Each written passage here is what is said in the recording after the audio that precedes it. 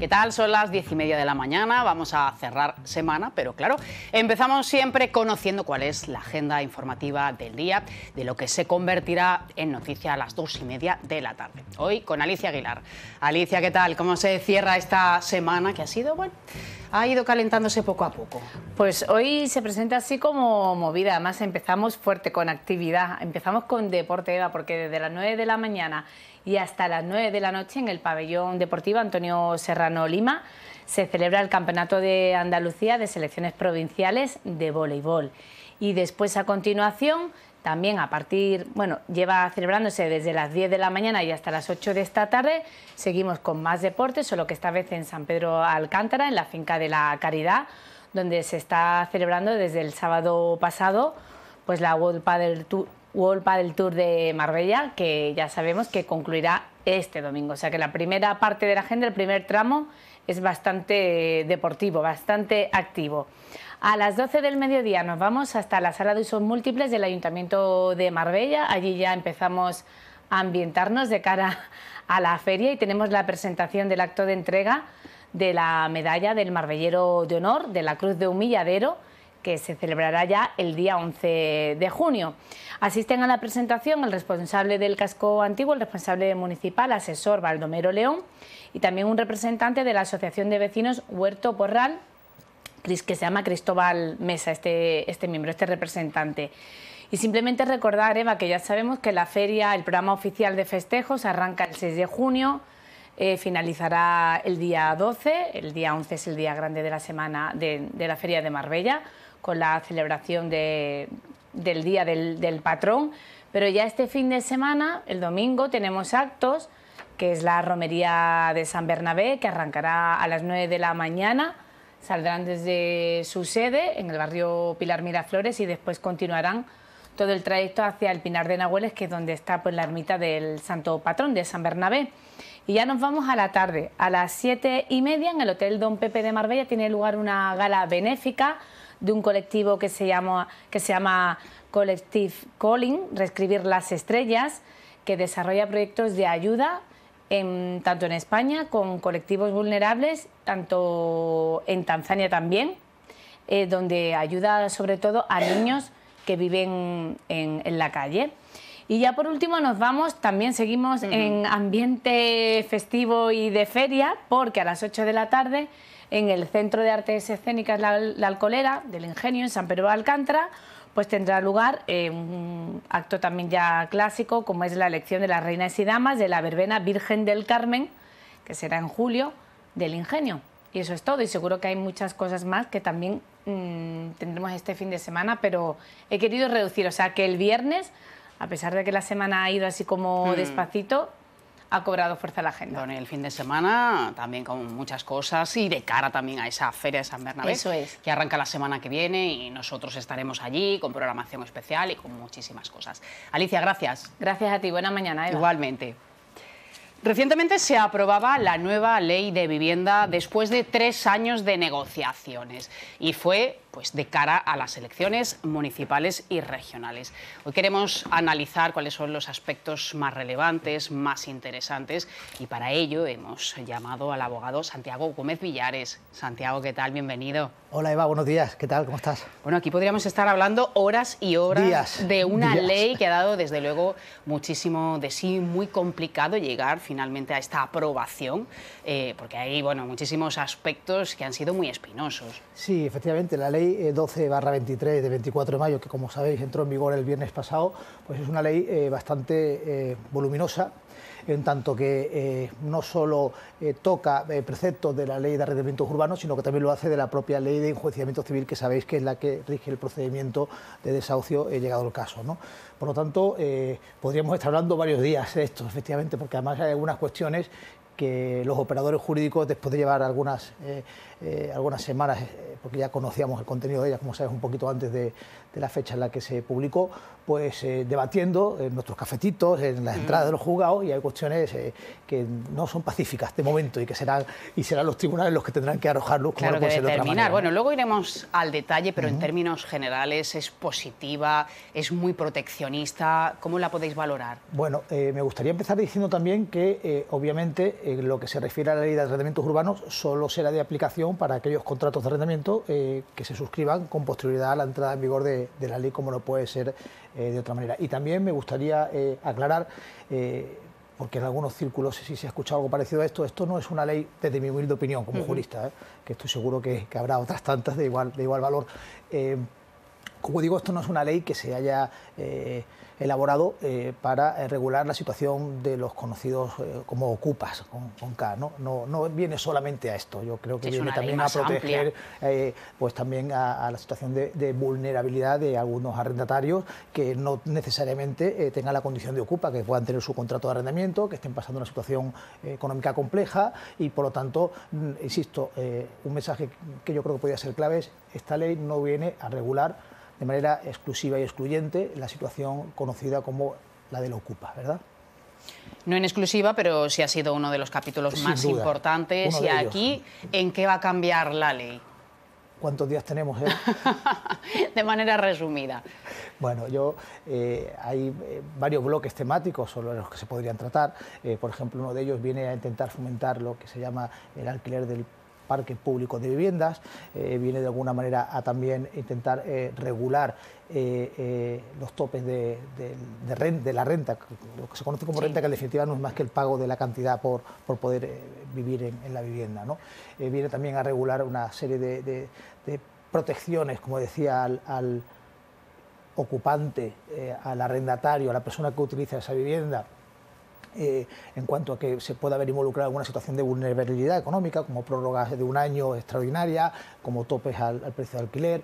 También, y esto sí es cierto, si debo decirlo, por lo menos en mi humilde opinión, que someto a la de cualquier otro más fundada en derecho, como se suele decir en nuestro gremio, y es el hecho de que de alguna forma complica un poco más la situación de aquellas que se conocen como grandes tenedores a la hora de iniciar un procedimiento para poder retomar la posesión de un inmueble que tengan alquilado. Vamos a explicar también sí. qué son los grandes tenedores, sí. Personas propietarios de más de 5 o 10 viviendas, dependiendo la zona en la que las tengan, ¿no? Efectivamente, como en carácter general se entiende como gran tenedor a aquella empresa o persona física que posea o que sea propietario, más que posea, que sea propietario de más de 10 viviendas o que más de 10 viviendas de uso residencial o que tenga superficie para arrendar de uso residencial superior a 1.500 metros cuadrados. Luego, no me gustaría entrar en detalles muy técnicos porque a veces los abogados pecamos de hablar para nosotros y no para la gente que tiene que entender qué está pasando, ¿no? Pero sí es cierto que también existe un nuevo concepto que reduce esto a aquel propietario que tenga 5 viviendas o más, en lo que se llama una zona tensionada. Esto es una cuestión que lleva una serie de puntos que hay que hacer converger para que esto pueda suceder, pero por ejemplo, uno de los más importantes sería el que el precio del alquiler no superase el 30% de lo que se entiende que podrían ser los ingresos de la familia en esa zona, ¿no?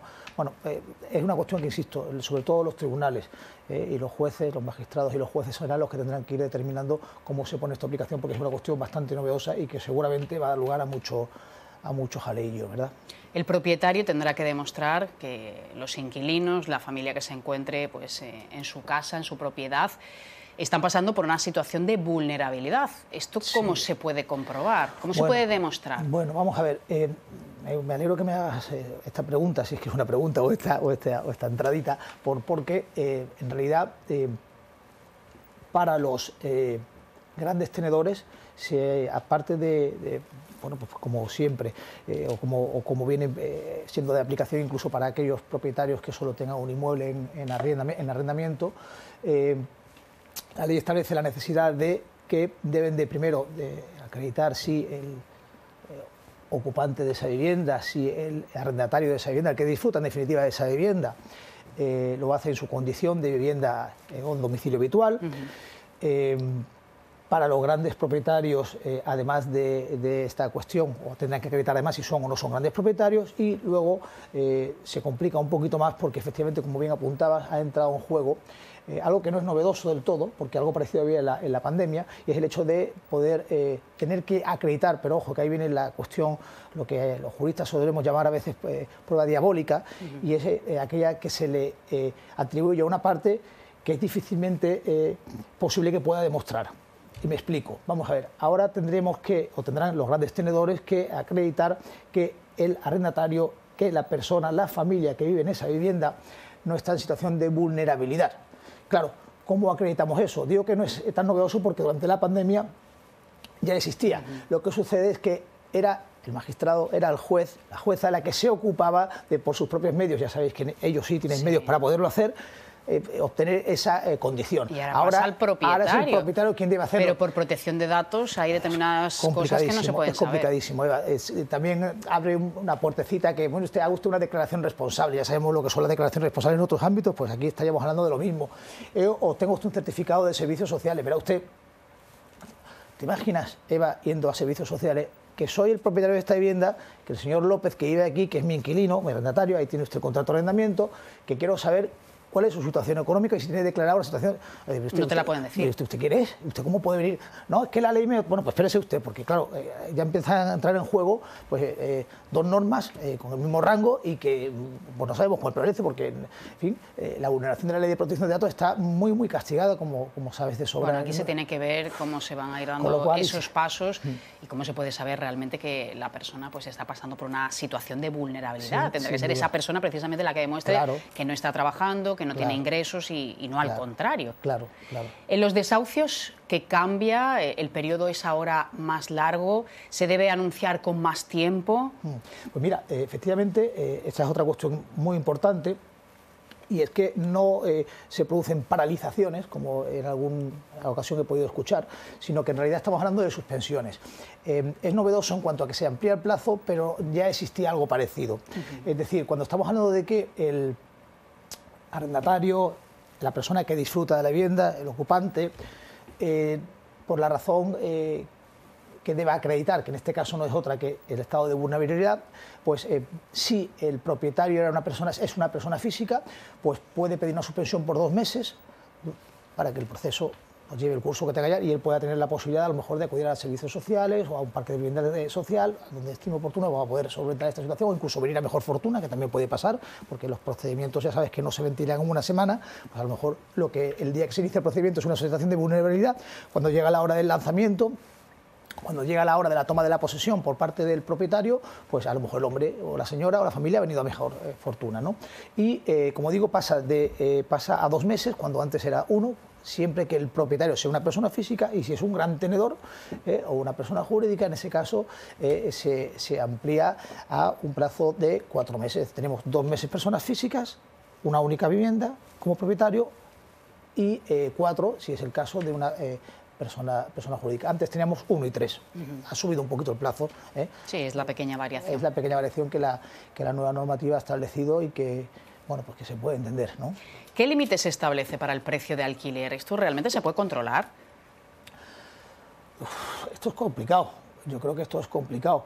Pero el legislador ha intentado regularlo de alguna manera y establece alguna serie de límites, como por ejemplo que la renta no debe ser, en caso de prórroga, exactamente igual que el año anterior. Sí. Luego también establece, si yo no me equivoco, y te voy a pedir que me disculpe porque son muchas las modificaciones que se han establecido y es posible que no se haya acertado, y también pido disculpas de que algún compañero o jurista que me pueda oír, pero creo recordar que tiene mucho que ver también con no puede ser superior a la renta que se haya pagado en la media de los últimos 5 años en relación con la subida del IPC. Es decir, hay una serie de factores, de elementos que están todavía bien escritos, pero pendientes de que los tribunales puedan resolver, porque al final seguramente sobre esto se discutirá mucho y largo y tendido, ¿verdad? Otro de los aspectos es que se prevé recargos de entre el 50 y 150% en el IBI para aquellas viviendas vacías. Sí. Sí, efectivamente, el legislador lo que pretende con esta modificación es que esas viviendas salgan al mercado de alquiler y entiende por viviendas vacías aquellas que hayan estado más de 2 años sin ser ocupados. En definitiva, hay una batería de propuestas, ya no propuestas, una batería de nueva legislación que, insisto, deberemos de ir analizando porque a ver cómo se demuestra si está vacía o no está vacía. Echa la ley, echa la trampa. Pues al final no creo yo que haya un cuerpo de inspectores que vaya visitando viviendas para ver si están ocupadas o no. Si el mecanismo va a ser el uso de la luz o de... Ya sabemos que hay gente que tiene reguladores... Si es periodo vacacional o... Claro, hay gente que tiene... En fin, esto ya se inventó hace muchos años cuando la gente pretendía acreditar que su residencia fiscal era una ciudad distinta de la que realmente acreditaba. Se ponían conmutadores y saltaba la luz, hacía consumo, aunque no se estuvieran auditando, y con la factura de la electricidad querían acreditar que las viviendas estaban ocupadas. Claro, viene luego la trampa también, Madrid, claro. Cual, bueno, eso se sigue haciendo, claro. Te empadronas en una ciudad que fiscalmente te resulta rentable y luego ya sabemos que el ciudadano aprende mucho y rápido. Luego, incentivos fiscales, ¿de qué manera se van a ir desarrollando? Esto es a partir del año que viene. Bueno, esto yo creo que está todavía por desarrollarse. Yo creo que en materia tributaria siempre vamos un pasito más atrás, simplemente se anuncian que los habrán y estamos esperando que en definitiva tomen ya peso y consistencia, ¿verdad? O sea que a ver qué nos trae. Eso a partir del año que viene. Bueno, vamos a resumir. ¿Qué dirías al final que es lo más positivo de esta nueva ley, bueno, que ha sido aprobada, decíamos, antes de las elecciones por parte de los partidos de izquierdas y que, bueno, ha sido polémica en algunos aspectos, pero que es necesario también conocer pues, las distintas particularidades, ¿no? Porque muchas veces nos quedamos en ese titular, en la anécdota y deberíamos entrar un poquito más en profundidad. Vamos a ver, Eva. La pregunta que me hace es compleja. Es compleja porque nunca llueve a gusto de todos y entonces, bueno, pues aquí habrá personas que entiendan que la ley es una barbaridad porque lo único que hace es complicarle la vida y hay otros que piensen que menos mal que esta ley la tenemos encima de la mesa porque le va a poder proteger algo más. Yo soy más de casuística que de leyes. Me parece a mí que las leyes no deben ser iguales, o sea, son iguales para todos, deben ser iguales para todos, pero a la hora de interpretar y de aplicar, pues hay que estar en cada caso en concreto, ¿no? De manera que lo que sí me gustaría recalcar es que, insisto, no creo, en mi opinión, no creo que esta ley sea una ley que venga a regular la situación llamada como la de las ocupas, porque habría que definir qué lo es y qué no lo es. Tenemos que tener presente que sí regula, por ejemplo, el hecho de lo que se conoce en derecho como el precario, que es aquella persona que no tiene título, pero que nada tiene que ver con un allanamiento de morada o una usurpación, que son delitos que están perfectamente tipificados en nuestro Código Penal vigente y que por tanto tienen su regulación nada que ver. Sí. Porque es verdad que al ciudadano de pie a veces los confunde. Sí, se mete en el mismo saco. Claro, y no es lo mismo, ¿no? Por lo tanto, bueno, esto es lo que tenemos. Si los supuestos de hechos que se producen son exactamente los regulados en la ley, en beneficio de esas familias vulnerables, y son familias vulnerables de verdad, sin duda es una ayuda para ellos. Desde luego, lo que pasa es que, insisto, hay que ir a la casuística porque la picaresca en nuestro país no es deporte nacional, ¿verdad? Entonces, bueno, también me gustaría apuntar que hay una de las disposiciones transitorias, no sé si es la quinta o la cuarta de la ley, que establece una medida bastante interesante de cara a que tendrán que regular, también hace así, balón hacia afuera, las comunidades autónomas. Sí. Y es en tanto en cuanto, sabéis que el gobierno estatal da una serie de fondos a las comunidades autónomas para el tema de la vivienda. Bueno, pues los propietarios que como consecuencia de estas modificaciones pudieran ver retrasados sus cobros o pudieran verse perjudicados por no tener acceso a esa vivienda para poderla volver a meter en el mercado, podrían optar a que estas comunidades autónomas pudieran darle algún tipo de ayuda o subvención. Pero lo deciden las comunidades autónomas y sobre eso nada se ha escrito, que yo sepa, me puedo equivocar de momento, Eva. Entonces, esto es muy relevante. Creo que es un dato también importante. En cuanto a lo que podría ser la ley de ritos que hagamos nosotros, la ley procesal, realmente a quien más está afectando, insisto, es al gran propietario. El gran propietario tiene que, en primer lugar, demostrar que su arrendatario, que el ocupante, la persona que vive, la familia que vive en esa vivienda, lo hace, o debe de decir si lo hace en su condición de vivienda habitual o domicilio habitual o no. En segundo lugar, debe de poner de manifiesto y certificar que es gran propietario. En tercer lugar, como digo, como he venido anunciando hace unos minutos, es muy importante también que se determine que efectivamente este gran tenedor, este gran propietario, empresario o persona física que tiene más de 10 propiedades. Más de 10 propiedades o más de 1.500 metros en superficie residencial, pues también ahora nos hemos encontrado con esa prueba diabólica a la que me he referido durante el inicio de nuestra entrevista, Eva, en la que de alguna manera tenemos que acreditar, tiene que acreditar ese propietario si efectivamente ese gran tenedor, si efectivamente está en situación de vulnerabilidad. Y ya como último extremo también se ha puesto como obligación la necesidad de acudir a una intermediación previa para ver si existe la posibilidad de buscar alguna solución, no solo a la resolución de ese contrato de arrendamiento y, en su caso, recuperación de la posesión, sino que pueda, bueno, pues a través de la comunidad autónoma que determine qué entidad se va a dedicar a eso, puedan a lo mejor por los servicios sociales, que me parece muy bien, buscar una vivienda a esta familia para que la carga no la soporte el propietario, porque bueno, para eso están las administraciones, para poder ayudar a aquellas personas que realmente lo necesitan, ¿no? Sí. Bueno, veremos de qué manera se interpreta también los juzgados, porque claro, la justicia está en pie de guerra, con lo cual aquí tenemos también un cuello de botella impresionante. Lamentablemente, si ellos están ejerciendo su derecho a la huelga, que es un derecho constitucional, nada que decir. Evidentemente. Pero bueno, es que pero es cierto que hay juicios que van a llegar pues en 2024, 2025, incluso más allá, ¿no? No me tires de la lengua, que yo tengo que seguir subiendo al juzgado. Sin saber si se va a celebrar el juicio o no. Sí. Santiago, muchas gracias. No, a vosotros muchas gracias y espero haber sido suficientemente ilustrativo como para que a alguien se le pueda haber aclarado alguna Pues así ha sido. Gracias, Santiago. Gracias a ti, Eva. Vamos ahora con una cita deportiva, como es el World Padel Tour. Muchos partidos se han ido celebrando, pero claro, tenemos la gran final este mismo domingo en la Finca de la Caridad.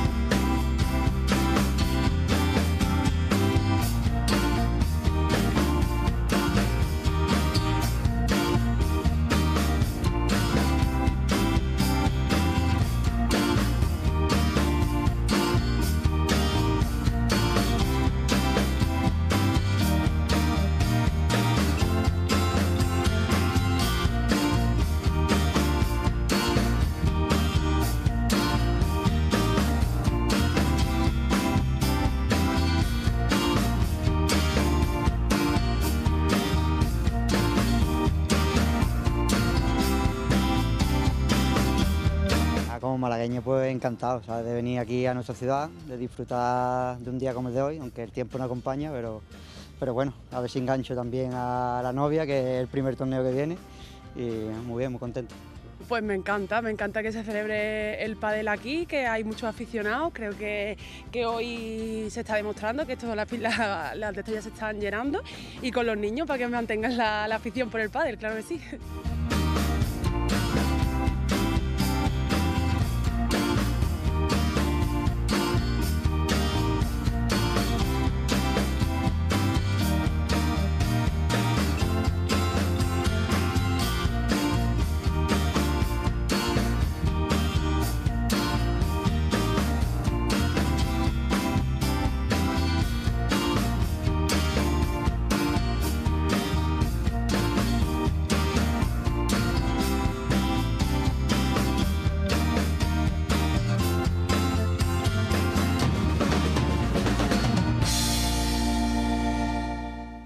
Pues yo creo que es algo muy bueno para la zona. Yo vengo de Coín, por ejemplo, pilla más o menos cerca y nada, genial. Al final en Málaga tenemos 2 torneos, entonces está súper bien.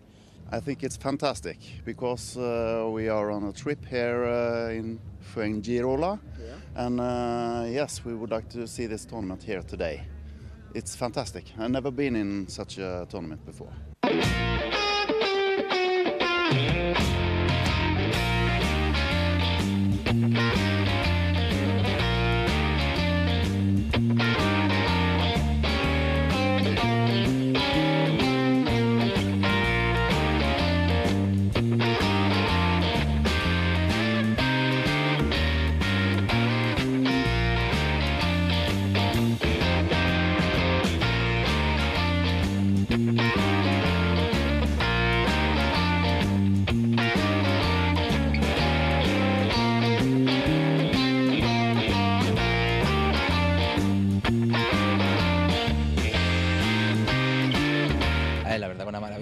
venga este circuito aquí a Andalucía, hombre, que sea Málaga, Granada, falta de Sevilla, que nosotros venimos de Sevilla, pero bueno, Sevilla ya hace unos años que no se hace y para nosotros es una lástima y siempre nos intentamos desplazar como mínimo un día cuando se hace por aquí.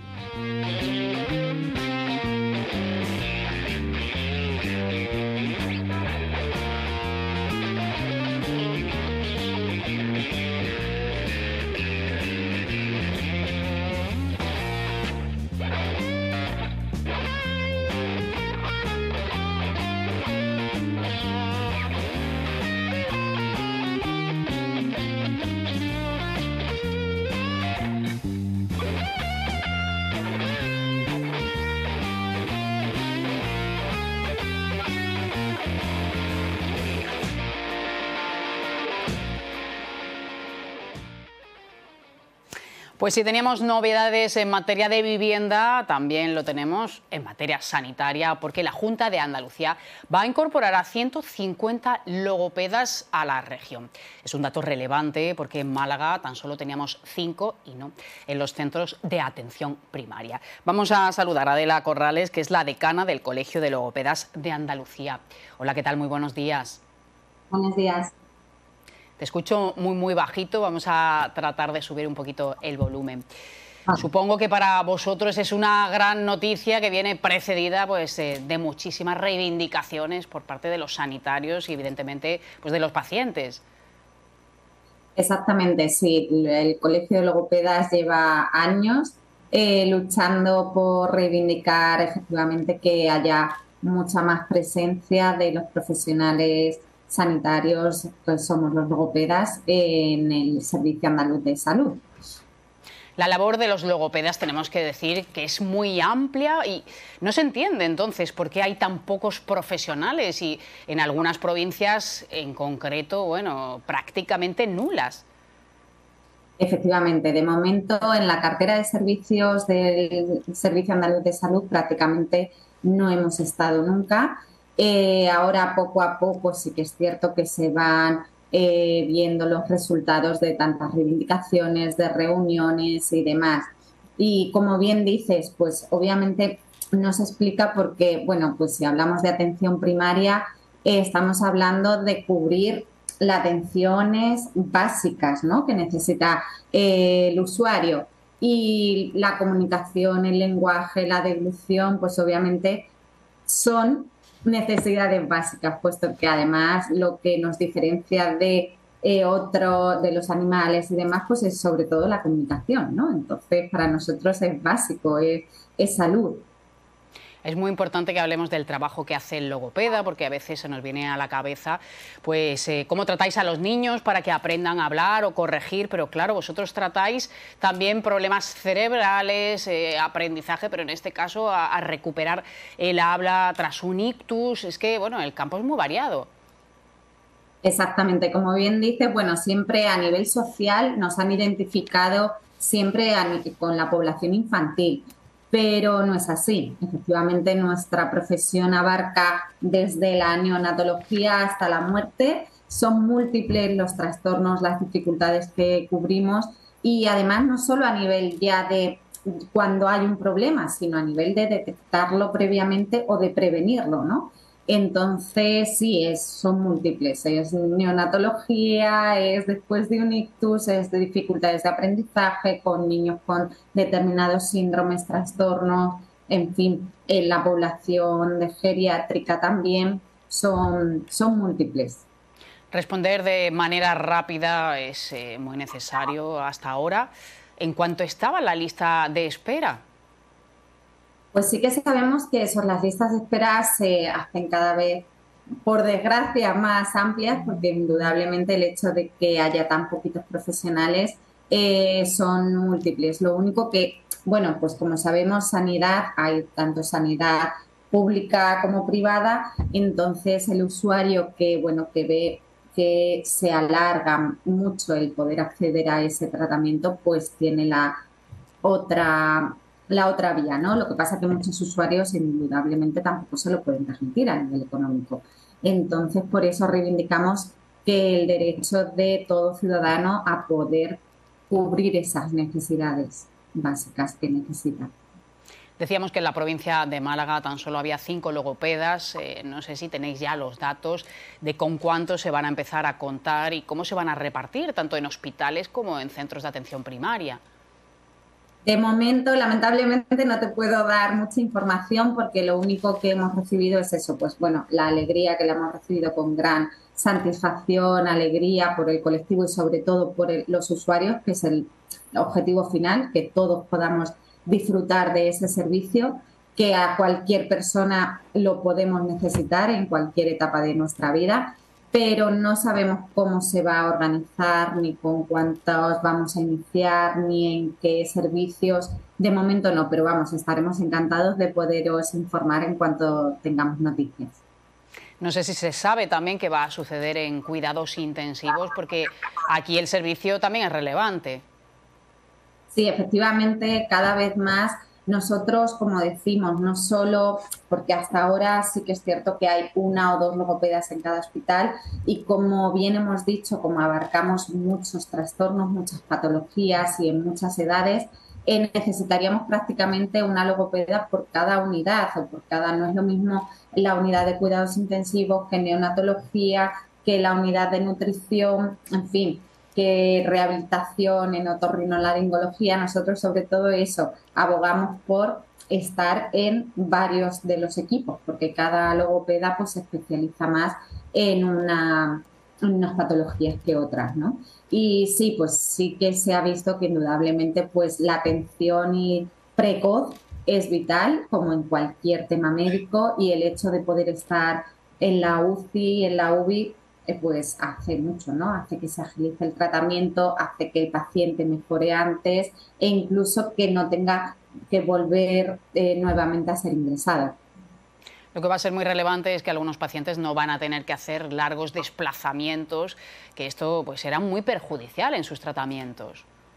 Sí, efectivamente hay muchos pacientes que, bueno, nos encontramos que además pues se van agudizando el tema de, tienen ya una edad avanzada, tienen con las dificultades añadidas y secuelas de la patología que hayan tenido. Si además eso tienen que recurrir a la ronda que hace pues la ambulancia, ¿no? De llevarlos hasta el centro sanitario, estar toda la mañana a lo mejor para recibir media hora de tratamiento, pues muchos abandonan ese tratamiento, ¿no?